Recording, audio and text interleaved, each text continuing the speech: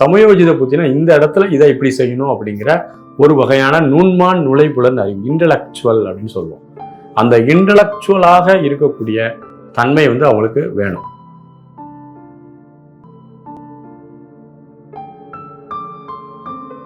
அனைவருக்கும் அன்பான வணக்கங்கள். ஒரு நல்ல தலைவன் என்பவன் நேரடியாக அந்த இடத்துல உட்கார்ந்துட முடியாது. ஒரு அடிப்படை தொண்டனாக இருக்கக்கூடிய ஒருவன் நல்ல தலைவனாக மாற முடியும். ஒரு தொண்டனாக இருக்கக்கூடிய ஒருவன் அவன் தொண்டர்களோடு தொண்டர்களாக இருந்து ஒரு இயக்கத்திற்கு முழுமையாக தன்னை அர்ப்பணித்து தன்னுடைய சுயநலம் பாராது பொதுநலம் ஒன்றே தன்னுடைய குறிக்கோளாய் நினைத்து உழைத்து கொண்டிருக்கக்கூடிய ஒருவன் ஒரு உயர்ந்த இடத்திற்கு தகுதியானவராக வருவான். அவன் ஒரு நல்ல தலைவராக வரும்போது அவனுக்கு தெரியும் அடிப்படை மக்களுக்கு என்ன தேவை, எதை செய்யணும், செய்யக்கூடாது. நேரடியாக அந்த போஸ்ட்டுக்கு பணத்தின் ஒரு தன்மையினாலோ புகழின் தன்மையினாலோ நேராக போய் உட்கார்றான்னு வச்சுக்கோங்களேன், அந்த இடத்துல போய் உட்கார்ந்தா அது ஒரு குவாலிட்டியா இருக்காது. ஒரு தகுதி இல்லாத நபரை ஒரு உயர்ந்த இடத்துல வைக்கக்கூடாது. அழகா திருவள்ளுவர் கூட சொல்வார், இதனால் இவன் முடிக்கும் என்றாய்ந்து அதனை அவன் கண் விடல் என்று சொல்வார். ஒரு விஷயத்தை இவன்கிட்ட கொடுத்தா கரெக்டா செய்வான், அப்ப அந்த விஷயத்தை அவன்கிட்ட கொடுத்து அவன் முழுமையாக வெற்றி பெற வைக்கலாம். அப்போ ஒரு தலைவனாக வருவதற்கு சில தகுதிகள் நம்மிடம் அடிப்படையாக இருக்கிறது. ஒரு நல்ல தொண்டனாக இருக்க வேண்டும். மக்களின் மனங்களை படித்தவர்களாக இருக்கணும். இயற்கையை நன்கு அறிந்தவர்களாக இருக்கணும்.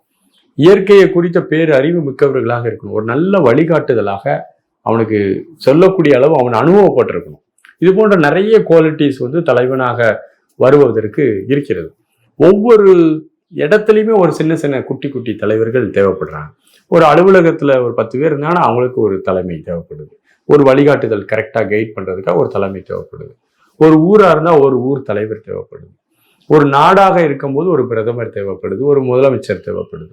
அப்படி ஒவ்வொரு கட்டத்திலையுமே ஒரு சிறு சிறு குழுக்களுக்கு ஒரு தலைமைன்ட்டு இருக்குது. தலைமை பண்பு என்பது கண்டிப்பாக ஒரு நல்ல பண்பு. அதுல ஒரு 3 முக்கியமான விஷயங்களை நாம் நினைவில் கொள்ள வேண்டும். முதல் விஷயம், நாணயமாக இருத்தல். ரொம்ப நேர்மையா இருக்கணும். ஏன்னா பலாயிரம் கணக்கான மக்கள் உங்களை நம்புகிறார்கள் என்றால் நீங்கள் அவங்க முன்னாடி நாணயமா நடந்துக்கணும். உங்களுடைய சொந்த விருப்பு வெறுப்புகளுக்கெல்லாம் அப்பாற்பட்டு நம்ம நாணயமாக நடந்து கொள்ள வேண்டும். அவன் கண்டிப்பா என்னுடைய சொந்த விருப்பு வெறுப்புகளை ஒருத்தன் பார்க்க ஆரம்பிச்சான்னா ஒரு நல்ல தலைமைக்கு அவனால தகுந்தவன் கிடையாது. முதல்ல நாணயம் மிக்கவராக ஒரு நேர்மையாளராக தன்னுடைய வாழ்க்கையில அவர் நடந்து கொள்ள வேண்டும். மற்ற எல்லாரையும் சமமாக மதிக்கணும். தன்னை போன்று அவர் மதிக்கணும். நேர்மையில எந்த இடத்துலையும் காம்ப்ரமைஸ் பண்ணக்கூடாது. 100% அவர் மக்களின் சேவைக்காக தன்னை அர்ப்பணிக்கும் போது நேர்மை அப்படிங்கிற விஷயத்தினால் வரக்கூடிய பகை போன்ற பல விஷயங்களையும் அவர் சந்திக்க வேண்டும். 2வது பாயிண்ட் நுண்ணறிவு மிக்கவராக இருக்கணும். அந்த நுண்ணறிவு எப்படி வளரும்? தொற்றனை தூறும் மணற்கேணி மாந்தருக்கு கற்றனை தூறும் அறிவு அப்படின்னு சொல்றாரு. நூல்களை வாசிக்கணும். புத்தகத்தின் மூலமாக அறிவை திரட்டி கொள்ள வேண்டும். அனுபவத்தின் மூலமாக அறிவை திரட்டி கொள்ள வேண்டும். ஞானம் என்று சொல்லக்கூடிய மற்றவர்களிடம் கலந்துரையாடுதல் மூலமாக அறிவை திரட்டு கொள்ள வேண்டும். இப்படி பல வகையிலும் தன்னுடைய அறிவை நாம் திரட்டி கொள்ளும் போது நம்முடைய நுண்ணறிவு வெளிப்பட ஆரம்பிச்சோம். அந்த நுண்ணறிவு மிக்கவர் தான் ரொம்ப முக்கியம். ஏன்னா ஒரு சமயோஜித புத்தின்னு சொல்லுவாங்க பாத்தீங்களா. சமயோஜித புத்தினா இந்த இடத்துல இதை இப்படி செய்யணும் அப்படிங்கிற ஒரு வகையான நுண்மான் நுழைப்புலன் அறிவு, இன்டலெக்சுவல் அப்படின்னு சொல்லுவோம். அந்த இன்டலெக்சுவலாக இருக்கக்கூடிய தன்மை அவங்களுக்கு வேணும். அதே மாதிரி பாத்தீங்கன்னா 3வது ஒரு உயரிய பண்பு செல்ஃப் மோட்டிவேஷன் இருக்கணும். ஊக்கம் என்பது நமக்கு நம்மளே செல்ஃபா இருக்கணும். மற்றவங்க ஒரு மாடுலாம் வண்டி ஓட்டுறதை பார்த்துருப்பீங்க. மாடு ஓட்டிக்கிட்டே போவாங்க, ஒரு குச்சை வச்சு குத்திக்கிட்டே இருப்பாங்க. அது அப்படி குச்சை வச்சு குத்திக்கிட்டே இருக்கும்போது அவங்க அந்த மாடு ஒரு எல்லைக்கு போயிட்டே இருக்கும். இங்க அப்படி கிடையாது. நம்மளை யாருமே மற்றவங்க ஃபோர்ஸ் பண்ணவே கூடாது. செல்ஃபாவே சுயமாகவே நீங்க ஊக்கமுடையவராக இருக்க வேண்டும். வள்ளுவர் ஊக்கமுடைமை என்கிற அதிகாரத்துல 10 திருக்குறள் சொல்லியிருக்கிறார். ஊக்கமுடைமை ரொம்ப முக்கியம்.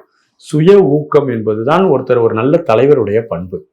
நீங்க அப்படி சுயமா எதனாலுமே சோம்பேறித்தனம் படாம தானாக முன் யோசிப்பதும் தானாக முன் செயல்படுவதும் சரியான முறையில் தன்னை தகவமைத்துக் கொண்டு சுய ஊக்கத்தோடு நாட்டின் மேல் மக்களின் மேல் அக்கறையோட இருக்கக்கூடிய ஒரு பண்பு வேணும்.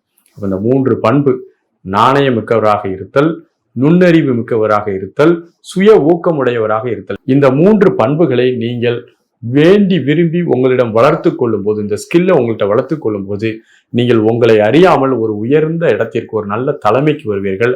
நல்ல தலைமை என்பது அதிகாரம் அல்ல, மற்றவர்களை அடிமைப்படுத்துவதல்ல, மற்றவர்களை இம்சப்படுத்துறதுக்காக அந்த போஸ்டிங்ல போய் உட்காரல, ஒரு இடத்துல போய் உட்காரல. தலைமை என்பது மற்றவர்களை வழி நடத்துவதற்குள்ள ஒரு பண்பு, மற்றவர்களோடு இணைந்து செயலாற்றுவதற்கான பண்பு.